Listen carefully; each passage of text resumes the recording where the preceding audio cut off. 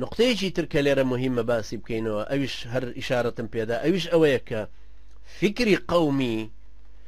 فکری قومی فەلسفەیەک نییە بتوانێت ئینسان داڕێژێ وەکو دراسی ئینسان و گردون و ژیان. فکری قومی ڕێبازێکی سیاسیش نییە بتوانێت خەڵکی لەسەر ئەساسی ئەوە پۆلێنکە لەسەر حەق پۆلێنیانکە لەسەر شتێکی ناهەموار پۆلێنیانەکە ئەڵێ ئەوە عەرەبەوە تورکمانە ئەمان ئەسڵەن کە لەدایک بوون عەرەبن وەکو ئێمەکە لەدایک بووین کوردین لەبەرەوە ناشێ ئەم شەڕە شۆقە لەسەر ئەساسە دروستکەین و پێی بڵێنەوە کوردایەتیە. لەبەرەوە فکری ئیسلامی بۆچی ناجحتر بووە لە داڕشتنی شخصیاتی کاریزمی وەکو ئەو هێشوەی کە باسمان کرد کە ئاخر بۆڵی بە نەزەری من بەرزانیە لەبەرەوەیە کە دیدی فەلسەفیان دامەزراوە لەسەر ئەحەدیەتی خوای گەورەکە خوای گەورە فەرمێ قل هو الله ئەحەد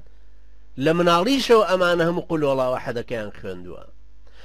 دیدی گۆڕانکاریەکانیش لە بەرچاویان نمونەیان لە بەرچاوە کە پێغەمبەرانن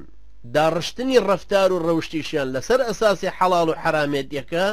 کە لەبەردەستی هەموو مەلایەک و گوندێکە هەبووە لەناو کوردەواریە هەمووی وەکو دەستور 1000 ساڵە داڕێژراوە کاریگەری گەورەی هەبووە. بۆیە کۆمەڵی هیوان نەیتوانی جەماوەرێک هاندا لە شارە و بیانکا بە پێشمەرگە بۆ بەرزانی نەک کۆمەڵی هیوە. پارتی دیموکراتی کوردستانیش دوایی ناتوانێ لە ساڵی 1960 کە شۆڕشی ئەیلول دەست پێەکە بەڵام بەداخەوە تەمان ئێستا باسی ئەوە ناکەینەوە ناینەوە سەر ئەوە جارێ تەنانەت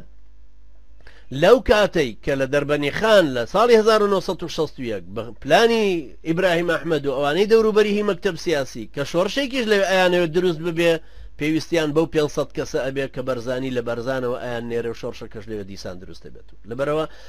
شخصیەتی کاریزمی مەلا مستەفا کاریگەری زۆر لەسەر پارتی بەقووەترە. پارتی هەر هەمووی بخەیتە لایەک بە هەموو تەنزیماتی و فکریەوە هەر نەگەیشتۆتە ئەوەی کە بەرزانی بە تەنیا توانیوەتی هەم لە سفرەوە قیادەی بکاتەوە هەم هی قیادەی ئەوانیش بکاتەوە و هەر وەختێکیش کە ئەوان قیادەی پارتی دیموکراتی کوردستانیان داوەتەوە بە بەرزانی لە قازانجی خۆیان بۆ نەک لە قازانجی بەرزانی بۆی خەڵکێک نایە بە منەت بیکاتەوە بەسەر بەرزانی بڵێ ئێمە کردمان بەو پیاوەکو ئیبراهیم ئەحمەدەوی ئێمە مەکتەب سیاسی بەنووکی قەڵەمێ دامان ناوە بەنووکی قەڵەمێکی ژەتوانین لای بن نەشی توانی چونکە کاریگەری شخصیەتی کاریزمی بەرزانی علاقەی هەیە بەسەر ئەو دید و تێڕوانینەوە کە لەسەری پەروەردە بووە ئەو زەمینە فکری و عقائیدی و منهەجی و ڕەوشتی و دابوو نەریتەی کە لەسەری گەورە بووە وەکو عەشرەت و ئەو عەشرەتەش وەکو هی ئیسلامەتی کە چۆن قاڵبەتەوە تیایە و دای ڕشتون کاریگەری ئەوەیە. بۆیە کۆمەڵی هیواش نەیتوانی خەڵکێکی جەماوەری کوردی لە خارجی بارزان بکا بە جموجوڵێک و بیان هێنە بەرە ئەو لەو فکرە قەومیە زەعیفەی کە هەیبوو بتوانێ بیان کا بە وزەیەک لەگەڵ بارزانیە بەعکسی ئەوە کە بەرزانی بۆ خۆی لەگەڵ ئەوەشا توانی کە هەندێک لەو عەشرەتانەی ئاغاکانی زێباری و هەرکی و سوورچی و شێخانی لۆلان و ئەوانە کە دژیشی وەستا بوون و توانی هەندێک لەوانیش کەسب بکاتەوە هەرچەندە دواتر هەندێک لەوانە لەگەڵ حکومەتا دوای ڕۆیشتن و ئەو سەردەمانش نقطەیەکی مهمم بیرکەوتەوە کەلیمەی جاش هەندێک کەسێکا بە پیاوەتی بۆ ئیبراهیم ئەحمەد ئەڵێ ئیبراهیم ئەحمەد دای مەزراندووە ئەو وشێ بەڵام لە ڕاستی ئەوانیە هەندێک کەسی تریش پێی وایە لە 63 لە 66 دروست بووە بە تەسیری جاشێتیەکەی جەلال تاڵەبانی دروست بووە بەڵام ئەمە ژوانیە چونکە بەرزانی وەختێک کە خەڵکێک ناوەنێ جاش پۆلیس ئەو کاتە کە کوردەکان بوون لە ناو مەخفەری حکومەتا بوون لە ئامێدی یان لە دهۆک یان لەو شوێنانە ناویانە نەجاش پۆلیس دوایی کە ماجد مستەفاش دێ بۆ لای ئەڵێ ئەگەر تۆ بێت و ئەم قسانە بە ئەمانەتەوە نەقلی نەکەی خزمەتی کورد نەکەی تۆش ناوەنین جاش وەزیر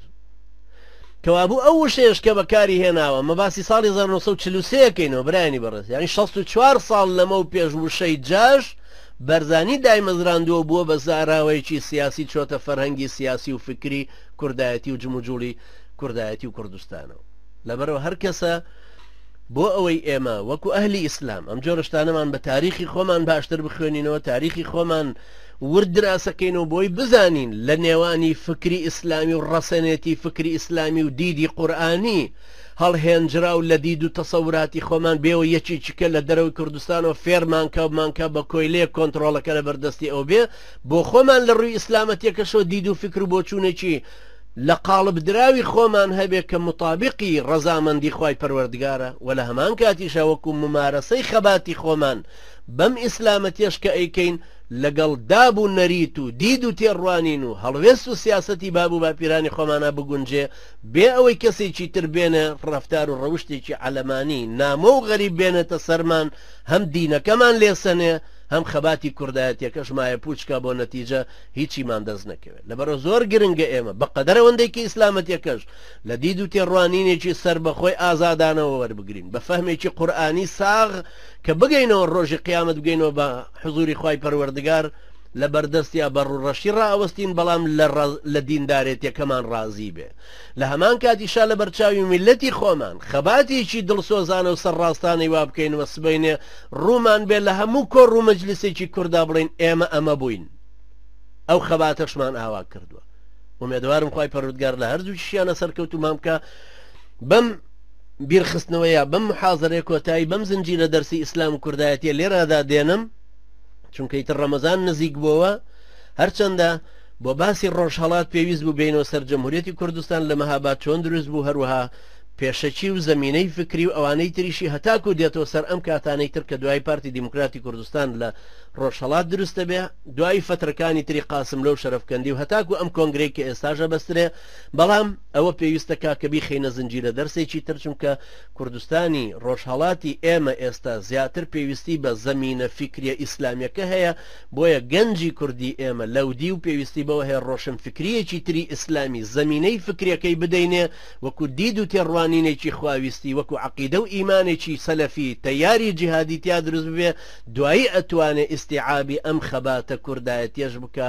کە ئەتوانێت لە بندستی عەلەمانیەکانی دەربێنێ خۆی بتوانێت بەدیلێکی تری ساڵحانە بە ئەو ناوچەیە بهێنێتە بەرهەم.